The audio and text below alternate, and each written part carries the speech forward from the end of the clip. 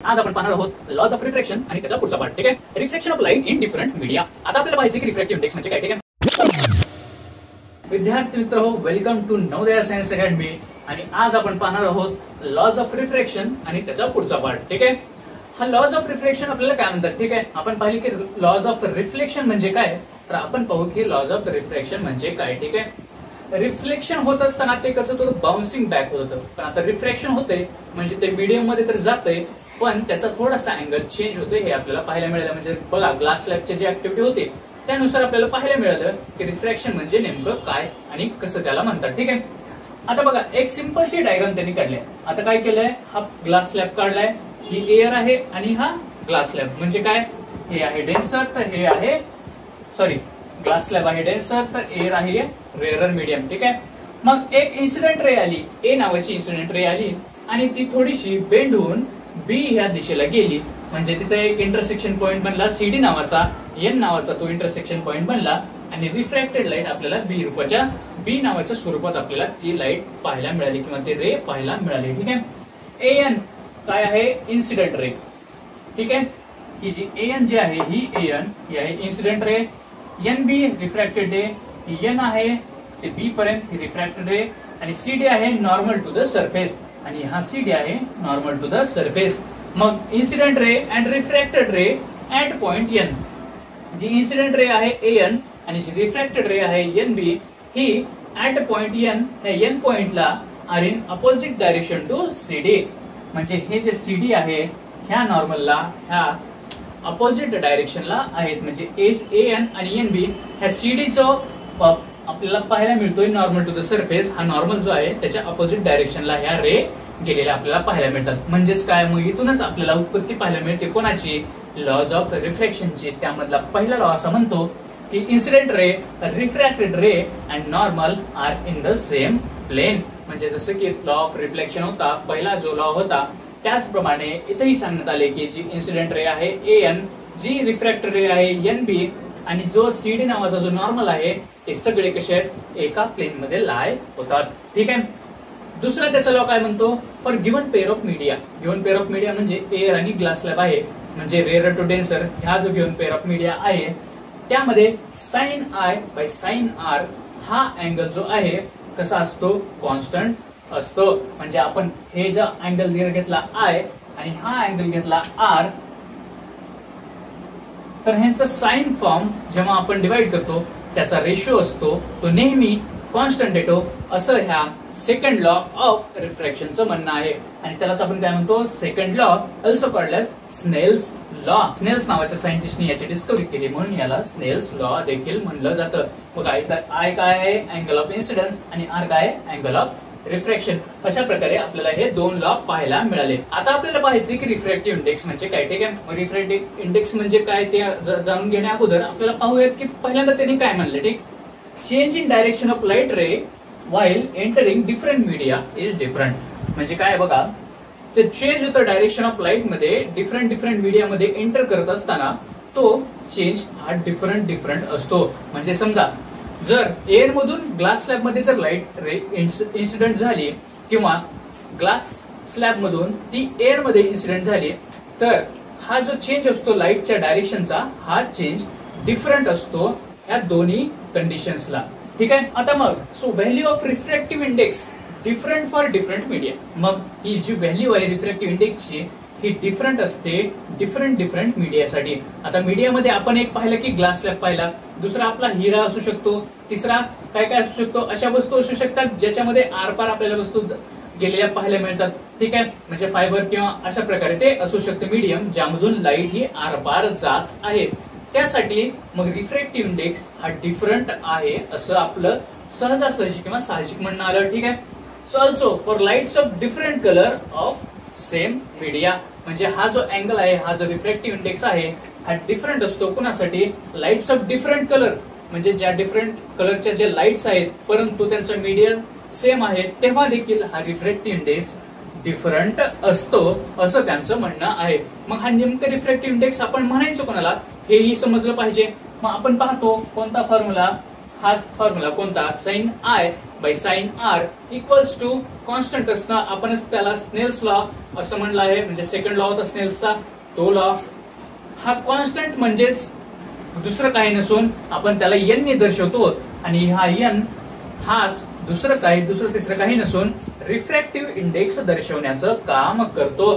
ठीक आहे, म्हणजे sine i by sine r हा थोडक्यात रिफ्रॅक्टिव्ह इंडेक्स झाला, हे आपल्याला पाहायला मिळालं. ठीक आहे, मग refractive index depends on velocity of light in the medium.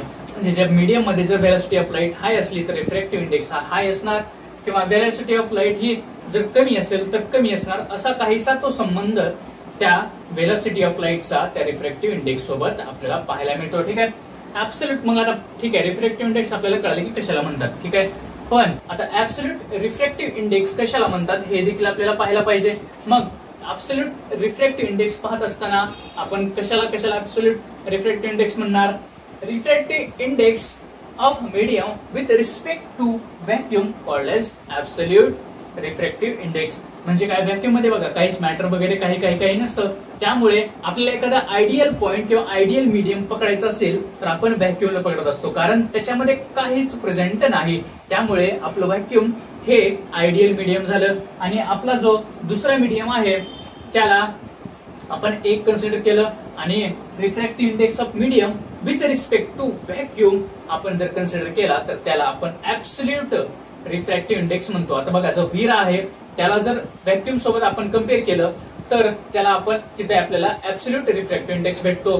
पण जर हिऱ्याला जर ग्लास स्लॅब सोबत जर आपण कम्पेअर केलं तेव्हा आपल्याला ऍब्सोल्यूट रिफ्रॅक्टिव्ह इंडेक्स भेटेल का, नाही, कारण त्याचा वेगवेगळा हा रिफ्रॅक्टिव्ह इंडेक्स आहे, किंवा त्याचं जो रिफ्रॅक्शन जे होतं ते वेगवेगळ्या अँगलनी होतं, वेगवेगळ्या दिशेने होतं, हे आपल्याला पाहायला मिळतं. त्यामुळे आपण जो हिरा आहे, जो ग्लास स्लॅब आहे, त्या सगळ्यांना विथ रिस्पेक्ट टू व्हॅक्यूम जेव्हा कम्पेअर करतो त्यालाच आपण रिफ्रॅक्टिव्ह इंडेक्स हा म्हणतो. कसला, तोही ऍब्सोल्यूट रिफ्रॅक्टिव्ह इंडेक्स. ठीक आहे, मग बघा आता रिफ्रॅक्टिव्ह इंडेक्स हा मोजायचा कसा. ठीक आहे, आता बघा इथे एक सिंपलचे डायग्राम दिले. काय, एक प्लेन काढलाय म्हणजे ग्लास स्लॅब काढले, मीडियम 2 काय ग्लास आहे, मीडियम 1 हा एअर आहे, एक इन्सिडेंट रे जाते V1, एक रिफ्लेक्टेड रे जाते V2. ठीक आहे, अशा प्रकारे हे दाखवलंय आणि त्याला इंटरसेक्ट केले एका नॉर्मलनी.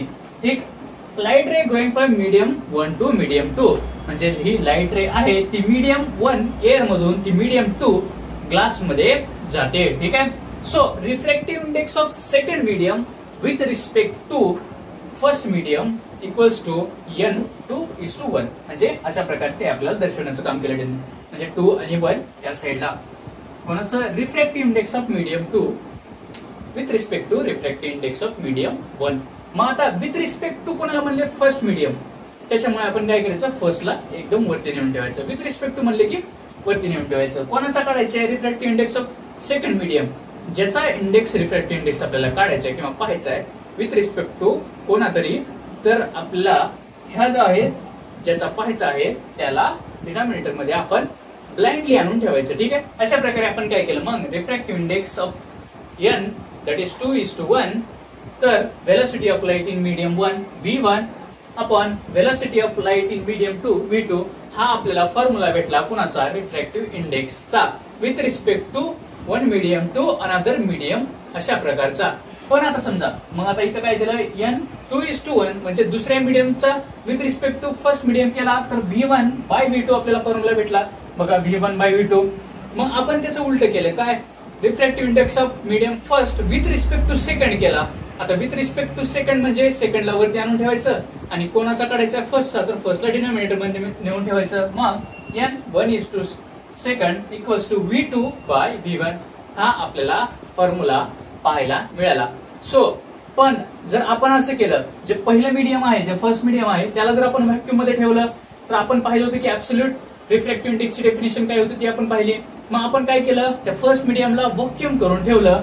जेव्हा त्याला व्हॅक्यूम करतो तेव्हा काय होतं, refractive index of medium 2 will be the absolute refractive index आपल्याला भेटतो किंवा आपल्याला पाहायला मिळतो. ठीक आहे, तर रिफ्रॅक्टिव्ह इंडेक्स पाहिला, रिफ्रॅक्शन कशाला म्हणतात तेही पाहिलं. तर आता आपल्याला एक लास्टचा पॉईंट पाहिजे, काय, या लेक्चरचा लास्टचा पॉईंट बरं का, reflection of light in different media, हे आपल्याला एक पॉईंट पाहिजे.